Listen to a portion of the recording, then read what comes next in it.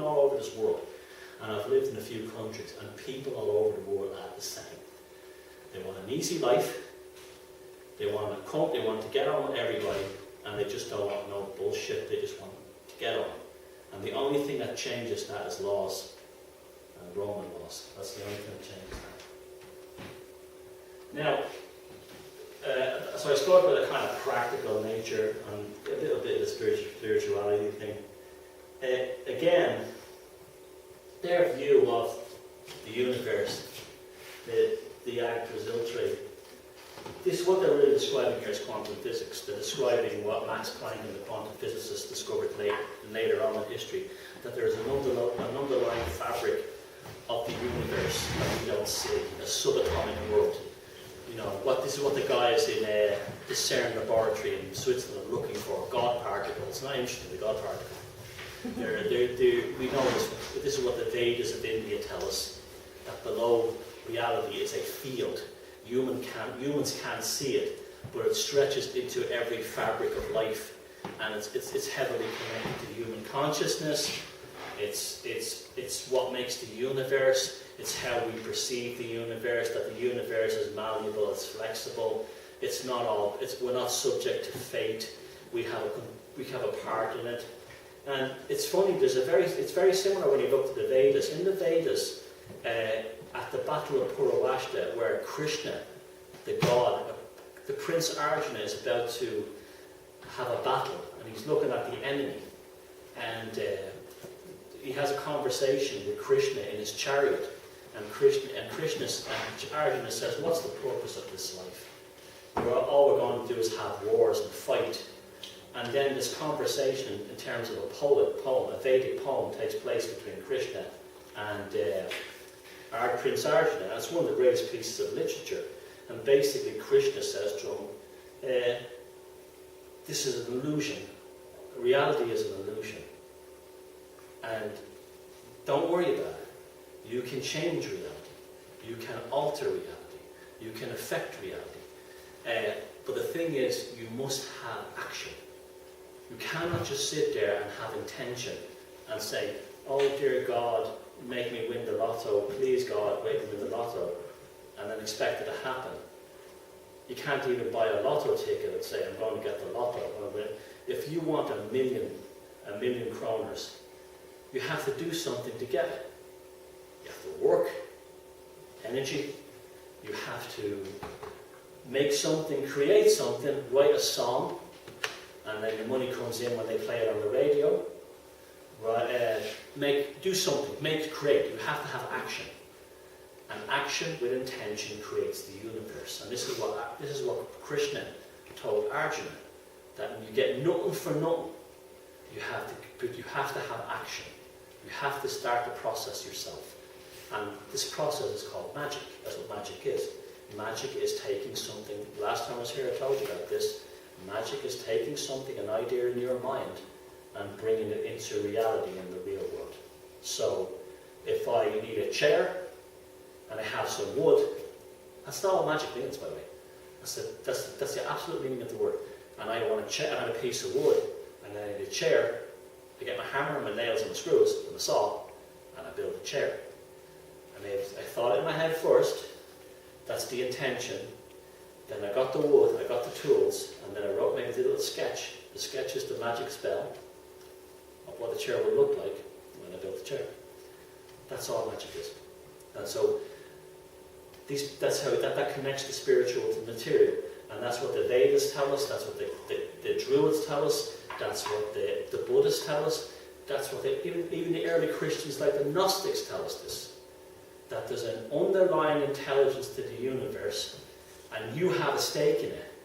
But it won't happen by wishing it to happen. It only happens because you manifested here with 2 arms, 2 legs, a mouth, eyes, arms, skills, ability, language. You have to make it happen. But it will happen. And so that's what that represents. This whole, their idea of the universe was the whole idea of the 9 worlds and the world tree, and all connected together. This was the underlying fabric of all the possibilities, all the lessons, all the stories, all the mythologies, everything contained in the human experience. in our reality on this planet. And this is as rich a mythological, I think it's richer than the Vedas of India. This is our European mythology. And so you have, like there were the Beatles in the 60s, they went to see the Maharishi and the ashram, and you have all these they started with the rich people going to India to want to get, please Guru, make me spiritual. I will tell you about Krishna, I will tell you about the time he met Arjuna, and your girlfriend is very pretty, you said that to me, this kind of thing. And all this, I'm not putting it down, but it's like, that's Europeans and Americans went to India for this. Then they went to Tibet. This Dalai Lama guy, he has the answer. He has all the stories for us. He will teach us about, the Dalai Lama kind of annoys me, but he's like, he tells you the obvious, war is wrong. Oh, thank you, you really helped me, because I thought war was great, He's the greatest mind that ever lived.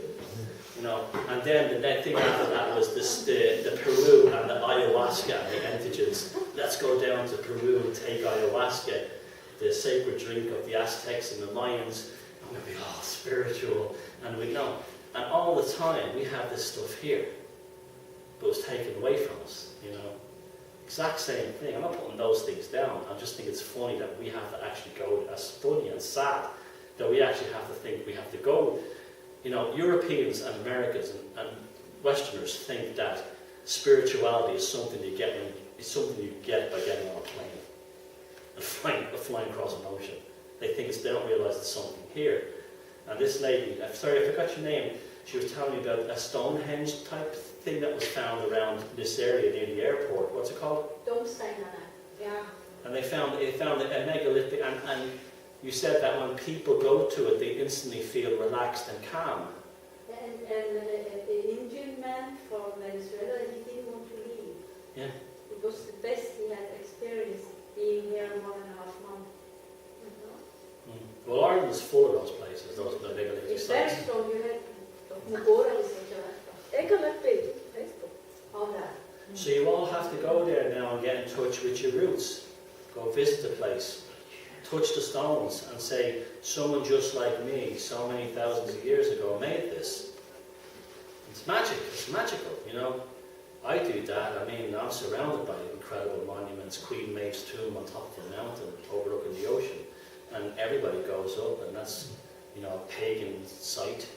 And it's just a pile of rocks on a hill. No one knows why it's special, but people go up there and they feel fantastic after they get back down. There's something about them. They make us remember. That's what they do. They make you. Do you ever smell a food or hear something or a piece of music and you're instantly transported back to your childhood? And it's as real. It's so real, that moment. Or someone you were in love with or something years ago, and you hear the song that you used to listen to on the radio. Instantly, you swear, you get these emotional feelings inside you, and they're even more than emotional. That you feel them in your head, you feel them in your skin. Well, that's when we go to these sites. I'm making you the official ambassador, unofficial ambassador for that. Get as many people up there, and you remember who you're supposed to be. You get in touch with what you were. See, when you go to Peru and Tibet and India, you get a taste of it. And you talk to anyone who's done it, they get like I do with the Native American stuff in America, went to Native American sites. Yeah, it was wonderful. Yeah, I got a sense of what those people felt. But it was still their experience, it wasn't my experience. And it wasn't until I started going around Ireland and Britain and looking at these kinds of things and neuroscience that then I was like, oh God, now I'm feeling this is me, this is where I belong. This is my spiritual path, this is my journey. That's where that came from me. So that you have to visit these places on your own soil first and then go overseas and experience them. So, yeah, they sailed the seas because inside them they had a rich spiritual life. A rich, complex, beautiful, strong, powerful, personal, spiritual life for men and women. Women were held in the same equal regard in these indigenous traditions as men. Christianity did not do that. They made them nuns. That was the best they could get. They couldn't get the big. They had no willpower under the Roman system, or any of the Abrahamic systems. And in our native traditions, the women and the men were equal. They had equals. Now, these stories are also about what we call analytical psychology today. Analytical psychology tells us about, we have certain attributes of our personality, we have parts of neuroses, we have things in our past that have caused problems, we have pains inside us, unresolved trauma. This tells us all these things, right? But our ancestors knew all these things because they didn't need to pay a shrink or a doctor,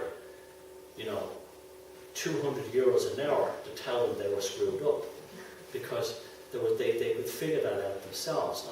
And analytical psychology the idea was that they actually scientifically quantified that the human mind did carry all past traumas in it. It did carry unresolved pains, abuses, or things that caused neuroses and insecurities. And by working on these, they could help you get to be a better person and enjoy a better life. It's a good thing. There's nothing wrong with it. But these spiritual traditions have these things hardwired into them.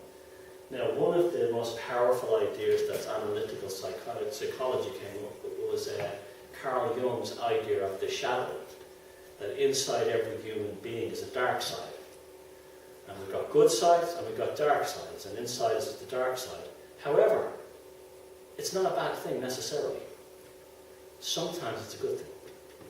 And you must own that shadow and tame it, rather than let it take control of you.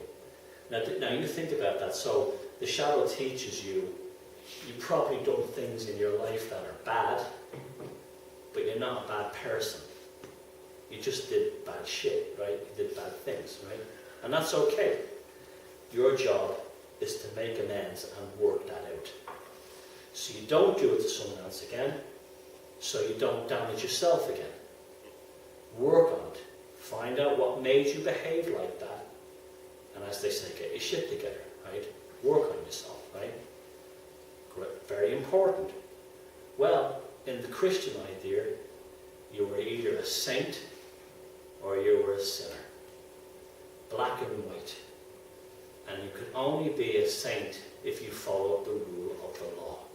So you could go to Central America and you could personally kill 1,000 lions. But you would go to heaven because you said your prayers and you went to confession on Saturday. And you went to Mass on Sunday and got communion. Black and white. So you didn't tame the shadow. The reverse happened. Your Christianity gave you a reason to attack others. And all these religions have this. The Islamic idea of the martyrdom. You blow up people, you go to heaven. All this stuff all exists, and I'm not putting down any religion. Nobody's better than anyone else. My attitude is we're all brothers and sisters. I don't care. Leave me alone. I'm not picking on anyone. I'm just saying that's how it is. You have these ideas, and the Crusaders got martyrdom. That's actually where it started. It really started with Christians, knights in the Middle East, that you would have a special place in heaven if you died fighting for the Pope. But that doesn't teach you about the shadow. It doesn't make you sit down at night and go, okay, I'm going to heaven, but I murdered all those villagers. There's no moral examination. No, I did the right thing because the Pope says I did the right thing. It's no problem. It's cool. He's got his piece of paper. I got my piece of paper. Cool. But that doesn't make you any better of a person. And it doesn't make the world any better of a place. Where if you have these archetypes inside you, such as Loki, who's the sort of the bad boy of the Nordic gods. He's a troublemaker. He causes unbelievable amounts of shit. He makes really bad things happen. However, he gets you out of a bind sometimes. He's like your ego in many ways. All these New Agers say, you have to destroy the ego, remove the ego. That's craziness. You need your ego to survive. That's why you have it. It's not a disease. You need it. And so that's the same idea. You have the shadow. The shadow's in you. The idea is not to destroy the shadow because it could save your ass sometimes. The idea is to tame the shadow, so you become a better person, you make a better society. But there might be a time when you need that shadow. For instance, if someone breaks into your house and goes to attack your family, the shadow and the ego is going to make you pick up a weapon to protect them. That's not a bad thing. That's not turn the other cheek of the day. There's nothing that wrong with that. That's you're doing a moral thing, so you've unleashed a bad guy inside you. But it's not for badness, it's for goodness. That kind of thing. And that's so Loki, the hybrid god giant, was the father of hell, and tamer of Fenrir, the wolf of the Viking apocalypse. I keep going back to the idea of Fenrir, but it's very important. He represents the animal inside us that's not being tamed. And that's, it's all about self-control. You're in charge. God isn't in charge, you're in charge. That gives you a lot of power. You're never going to join a cult and wait for the aliens to save you if you're under this system, because you're saving yourself.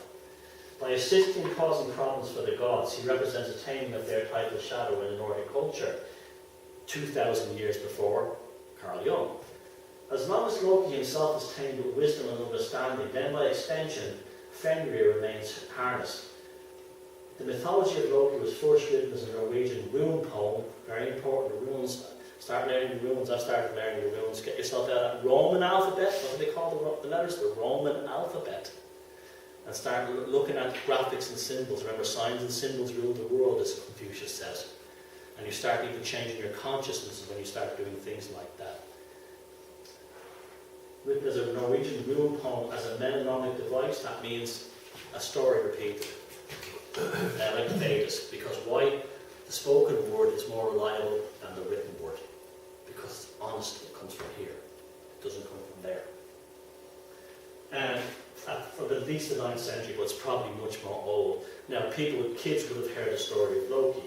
And then instead of their parents saying, Loki was a bad god, he caused nothing but trouble. He went in and he cut off Siv's hair, Thor's wife, and made her bald. Thor came in, he lost his mind and found him, and they caught him.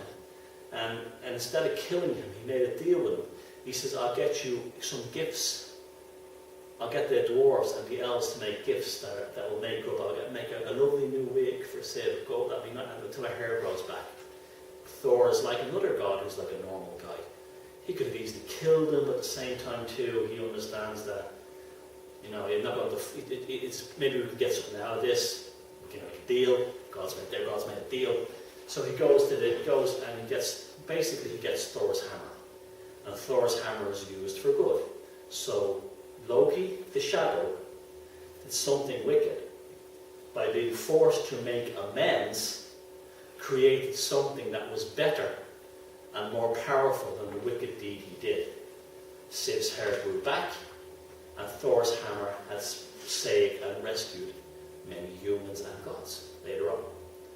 And so it shows you that sometimes you need the bad guy around.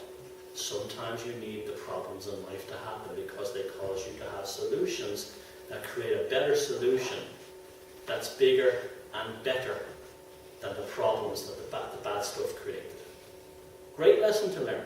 Great lesson to learn. These were all told in the forms of stories. And that's my favourite picture of him. That's from much later, but I love the expression on his face. He's up to no good. He just looks like he's up to no good. And he also looks like the Joker. He looks like the Joker in the tarot card, the Fool. He reminds me of that a lot, which is a very similar idea. The Fool in the tarot, he doesn't care. Let's see what happens, that kind of thing. Loki is a shapeshifter. You see, that's the psychopathic aspects of Loki.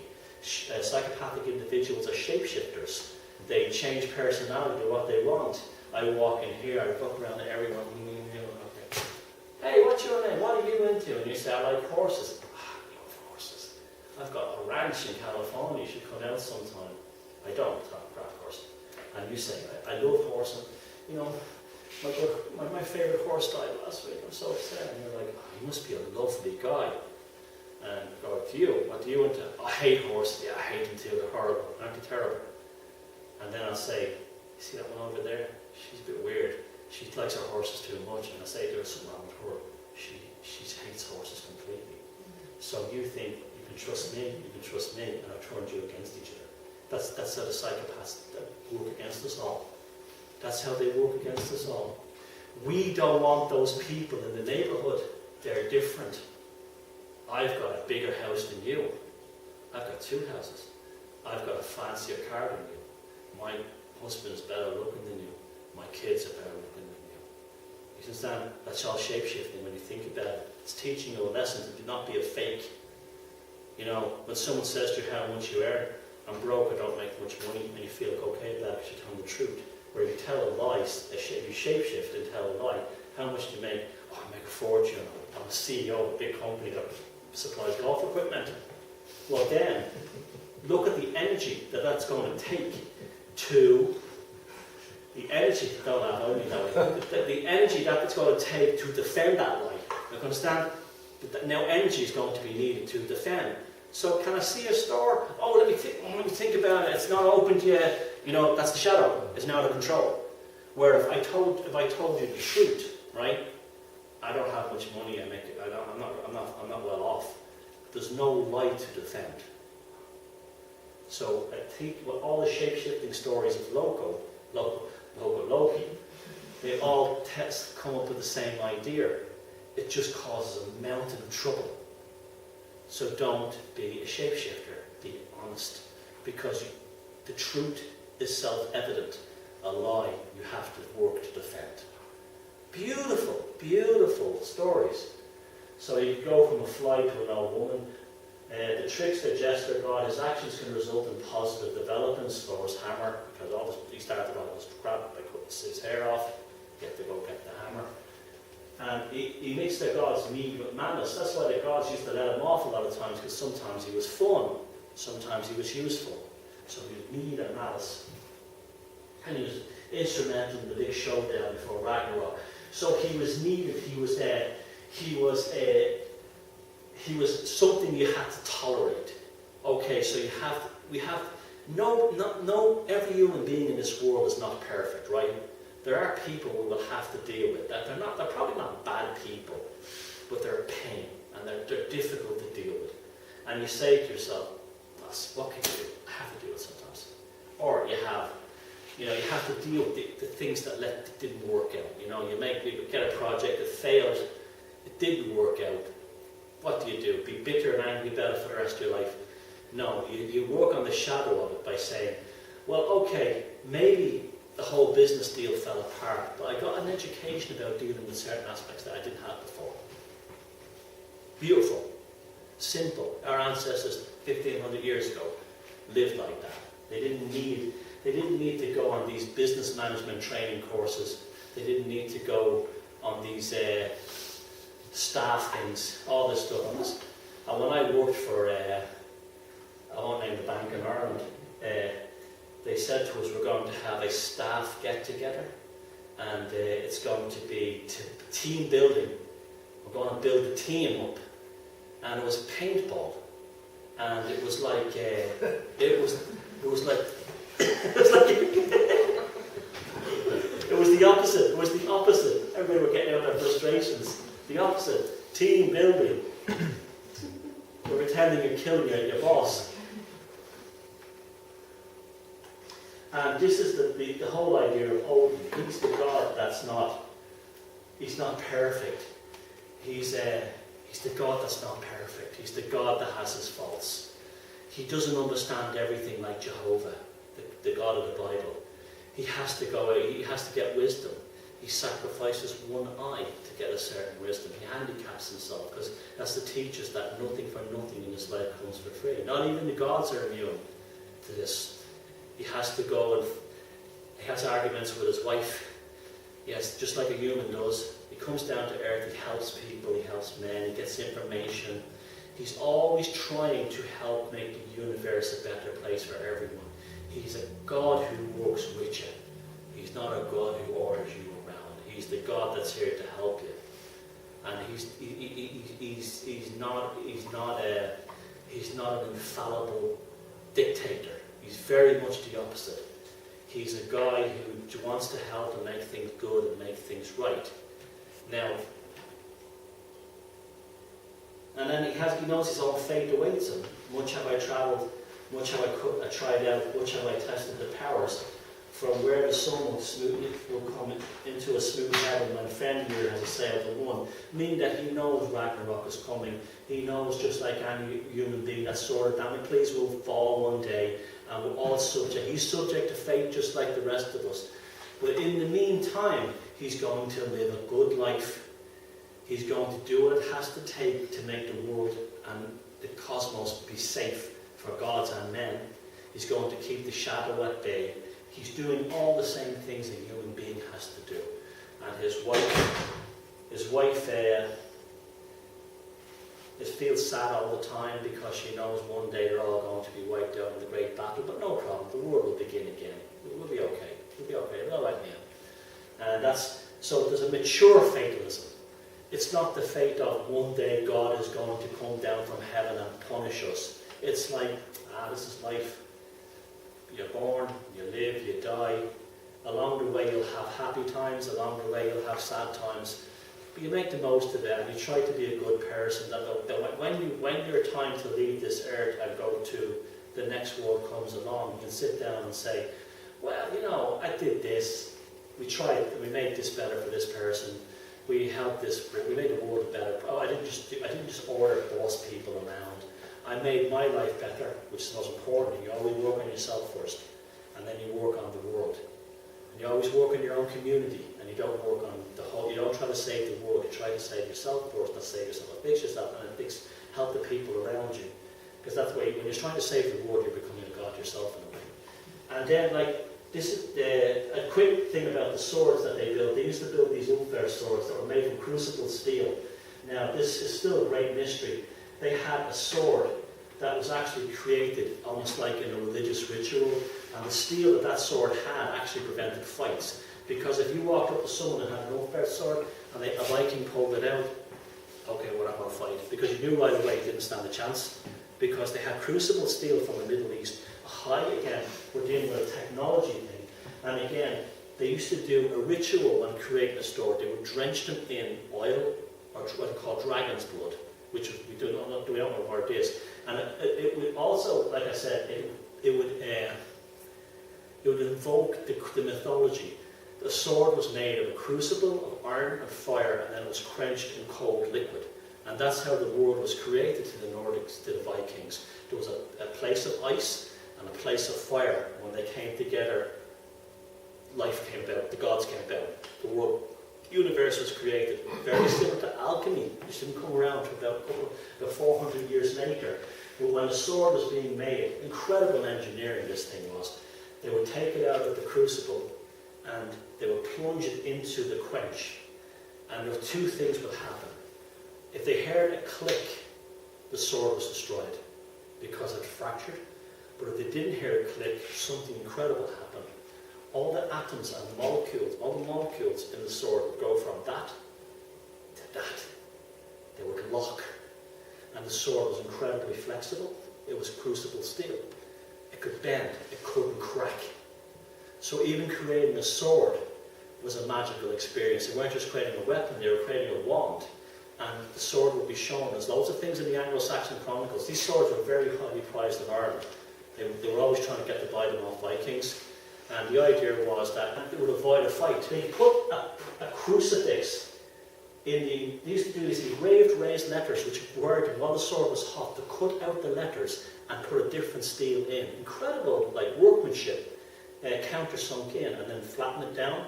And they were branded with this either a plus Ulfberg plus T or plus Ulfberg plus. And there was always a thing that the cross meant it was made by Christians. I don't believe that one bit.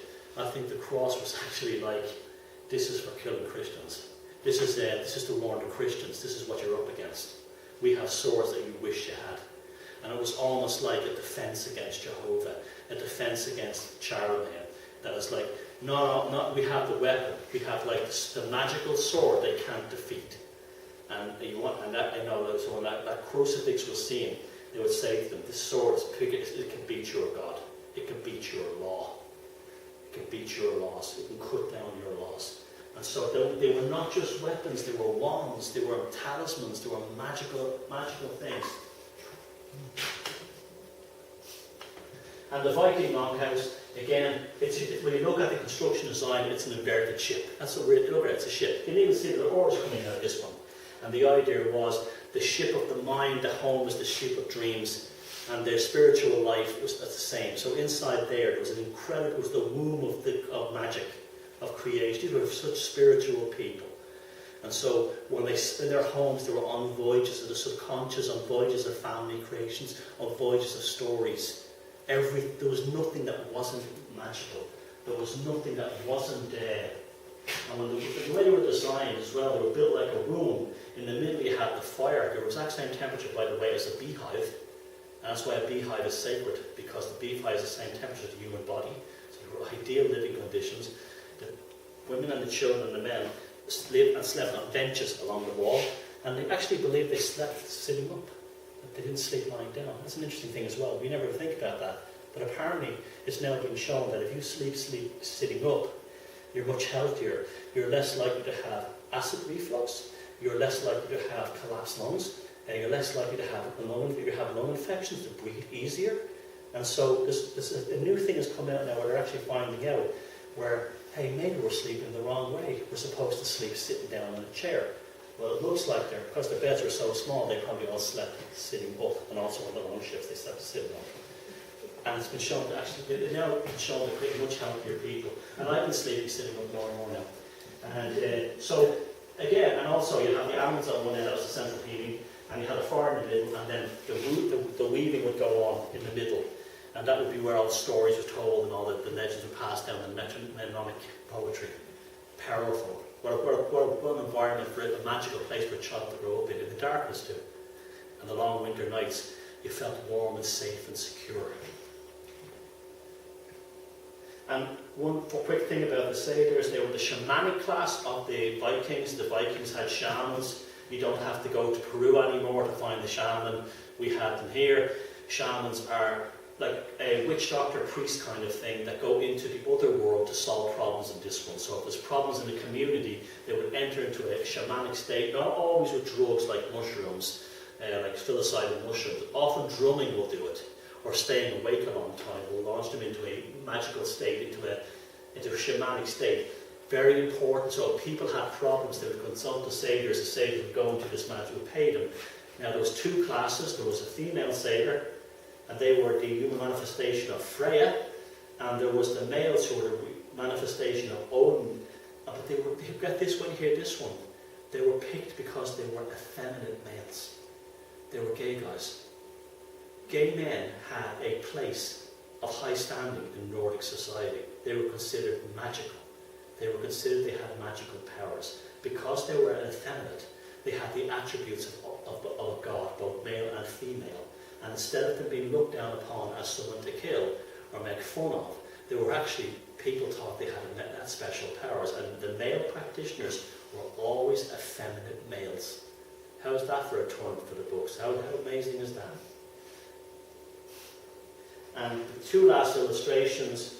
This is the picture of Odin I hate. I hate this picture. That is not Odin. That is Jehovah. That is a king. That is a god. And this was created by a group called the Thors Society, who were the group who basically invented the Nazis. I wrote all about them in my last book, Walpurgis Night. The Nazis were created by a Masonic secret society in Germany who were trying to capture and steal Nordic archetypes. And they came up with the idea of portraying Odin as a god, as a judge, as a king. That's not Odin. That is Jehovah. That's the guy in heaven who judges you. That's not even two wolves beside him. They look like two Germans, or Dachshunds, Germans. And they don't even look like ravens. See, Hugin and Moon, they were the two ravens on his shoulders. He used to go to the world of men to get information, but that was so Odin could help men. The Nazis turned it around to say they represented the Gestapo. They were spies. Get information. See, we're talking about everything is information. Everything is information. So that was how they corrupted Odin. That's the worst illustration of Odin. Here's the best one. And that's exactly how he's described. as a little old man walking around with a staff with one eye missing, who keeps an eye on the rest of us, like Gandalf, keeps an eye on the rest of us, and he goes through the world taking care of us. And he'll help us when he needs help. He appears among men. He has a normal relationship with his wife that any married couple has. And he's a God that's a person. And so in closing, and why this is so important to me, that's where we are now. The world of laws, deeds, titles, mortgages, international finance, leadership, CEOs, presidents, popes, queens, and kings. That's what's caused all our problems. That's a Roman emperor. Rip up the deeds, rip up the titles, and what are you left with? Us. And that's where we're us.